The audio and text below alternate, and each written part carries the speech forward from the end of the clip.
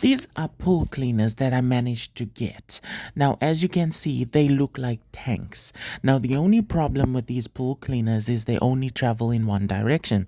But I managed to get two of them. So, what I'm planning to do is I'm planning to dismantle them and connect them together to create one giant tank, because each one has an independent motor, and if I remove one track, that motor can drive that one track and it will be able to turn. So if I want to go forward, both motors go at the same time.